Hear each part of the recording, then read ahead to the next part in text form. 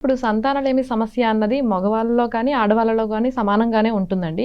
అయితే మగవాళ్ళలో ఈ సమస్య ఉంది అని తెలియడానికి గల కారణాలేంటి? అసలు ఎందుకొస్తుంది మగవాళ్ళలో ఎక్కువగా? సో, ఈ సంతానలేమి సమస్య అనేది మీరు చెప్పినట్టు both males and females are equally contributing ఇది. ఒక చిన్న నేను చెప్పేదేంటంటే ఎప్పుడైనా సరే పిల్లలు కావాలి అనుకున్నప్పుడు వైఫ్ అండ్ హస్బెండ్ ఇద్దరు సైమల్టేనియస్‌గా ఎళ్లి వైఫ్ గైనకాలజిస్ట్ దగ్గర, హస్బెండ్ ఆండ్రాలజిస్ట్ దగ్గర చెకప్ చేసుకుంటే వాళ్ళకు చాలా టైం సేవ్ అవుతుంది. ఇద్దరి ప్రాబ్లమ్స్ సైమల్టేనియస్‌గా తెలుస్తాయి కాబట్టి వాళ్ళు కంఫర్టబుల్‌గా వాళ్ళ ఫర్టిలిటీని ప్లాన్ చేసుకోవచ్చు. అలా కాకుండా వైఫ్ అంతా ట్రీట్మెంట్ అయిన తర్వాత సడెన్‌గా హస్బెండ్‌లో ప్రాబ్లమ్ తెలిసినప్పటికి చాలా వాల్యుబుల్ టైం మిస్ అవుతుంది. ఫీమేల్‌కి ఒక బయాలజికల్ టైం అనేది ఉంటుంది. వాల్యుబుల్ టైం అది. సో, అది వేస్ట్ చేయకుండా సైమల్టేనియస్‌గా ఎవాల్యుయేషన్‌కి వెళ్తే బెటరు.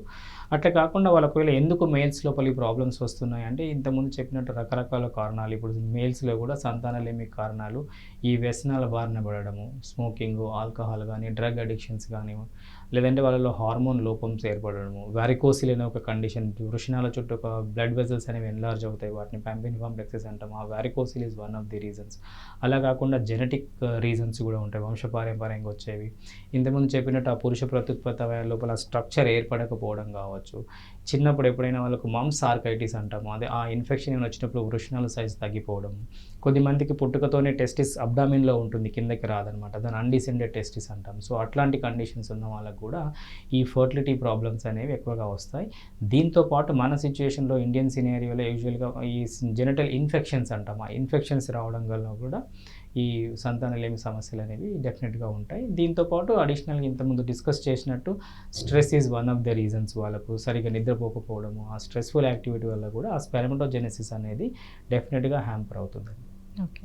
అలాగే మనం ఇందాక అనుకున్నాం. జనరల్‌గా ఇప్పటికి కూడా కొంతమంది డాక్టర్ దగ్గరికొచ్చి మాకు ఈ ప్రాబ్లమ్ ఉంది అని చెప్పాలి అంటే ఫీల్ అవుతున్నారు. ఇంకా దీని గురించి మాట్లాడటానికి మొహమాట పడుతున్నారు.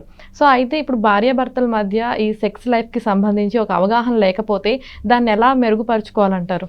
సో, ఇనీషియల్‌గా ఒకటే ఇప్పుడు ఫర్టిలిటీ ప్రాబ్లమ్ ఉన్నా కూడా అదొక కపుల్ ప్రాబ్లమ్. వైఫ్ అండ్ హస్బెండ్‌కి సంబంధించింది. At the same time sexual life కూడా కపుల్ ప్రాబ్లమ్. ఇది ఇండివిడ్యువల్ ప్రాబ్లమ్ కాదు. చా చా అంటే ఎక్కువ సార్లు వాళ్ళు వైఫ్, హస్బెండ్ కలిసి వస్తే మాత్రం దాన్ని అడ్రెస్ చేయడం చాలా ఈజీ. అంటే ప్రాబ్లమ్స్ ఏమున్నాయి, వాటికి సొల్యూషన్స్ ఏమున్నాయనేది. But most of the times 10-15% మాత్రమే వాళ్ళు పార్ట్నర్స్‌గా రావడం జరుగుతుంది సెక్షువల్ లైఫ్‌కి సంబంధించి. ఒకవేళ వాళ్ళ లోపల ఎలాంటి ప్రాబ్లమ్ వల్ల వాళ్ళకు ఆ డిస్టర్బెన్స్ అనేది స్టార్ట్ అయింది. చాలా వరకు చూసేది ఏంటి అంటే ఒక శీఘ్రస్ఖలనం ఎర్లీ ఎజాక్యులేషన్ అనే ప్రాబ్లమ్ వల్ల ఫీమేల్ పార్ట్నర్ అనేది సాటిస్ఫై అవ్వడం చాలా తక్కువగా ఉంటుంది. ఎందుకంటే మేల్‌కి, ఫీమేల్‌కి ఒక సెక్షువల్ సైకిల్ గనుక చూస్తే మెయిల్ గ్రాఫ్ అనేది తొందరగా వచ్చేసి తొందరగా డౌన్ అయిపోతుంది. ఆ మొత్తం సైకిల్ కూడా సెక్షువల్ రెస్పాన్స్ సైకిల్ అనేది. కానీ ఫీమేల్‌కి అలా కాదు. అలా స్లోగా స్టార్ట్ అవుతుంది. అలా ప్లాటూ ఎక్కువసేపు ఉంటుంది. డౌన్‌కి రావడానికి కూడా ఎక్కువసేపు ఉంటుంది. సో, ఇట్లా ఉన్నప్పుడు ఏమవుతుందంటే మేల్ అలా ఫాస్ట్‌గా వచ్చి తొందరగా రిజల్యూషన్ స్టేజ్‌కి వెళ్ళినప్పుడు ఆబ్వియస్‌గా ఫీమేల్ సాటిస్ఫాక్షన్ లెవెల్స్ తక్కువగా ఉంటాయి. ఎస్పెషల్లీ అట్లాంటి వాళ్ళు శీఘ్రస్ఖలనంతో ఉన్నప్పుడు కూడా సాటిస్ఫాక్షన్ లెవెల్స్ తక్కువగా ఉంటాయి. సో, ఇట్లాంటి వాళ్ళకి ఏంటంటే చిన్న చిన్న రీజన్స్ ఉన్నప్పుడు ఎలాంటి మొహమాట పడకుండా డాక్టర్ దగ్గరికి వచ్చి మీరు ఆ మంచి ట్రీట్మెంట్స్ అవైలబుల్ ఉన్నాయి కాబట్టి ఇమ్మీడియట్‌గా ఆ ట్రీట్మెంట్స్ గనుక తీసుకుంటే మేజర్ సైడ్ ఎఫెక్ట్స్ కూడా ఏమి ఉండవు. చాలామందికి అపోహలు ఉంటాయి. ఇది టాబ్లెట్స్ వాడితే హార్ట్‌కి ఏమైనా ప్రాబ్లమ్ ఏమో, ఇంకేదైనా వేరే ప్రాబ్లమ్స్ వస్తాయేమో అని ఉంటాయి. అలాంటివి ఏమి భయపడాల్సిన అవసరం లేదు. మెజారిటీ ఆఫ్ ద పేషెంట్స్‌లో ఎలాంటి ఇష్యూస్ ఏమి ఉండవు. More than 95% of the people లోపల ఎలాంటి ఇష్యూస్ ఉండవు. ఆ మెడికేషన్స్ తీసుకొని వాళ్ళ లైఫ్‌ని వాళ్ళు భార్యాభర్తల బంధాన్ని ఇంప్రూవ్ చేసుకునే అవకాశం ఉంది. సో, ఈ సెక్షువల్ రీజన్స్ వల్ల ఫ్యామిలీ లైఫ్‌ని డిస్టర్బ్ చేసుకోవాల్సిన అవసరం లేదసలు. ఓకే.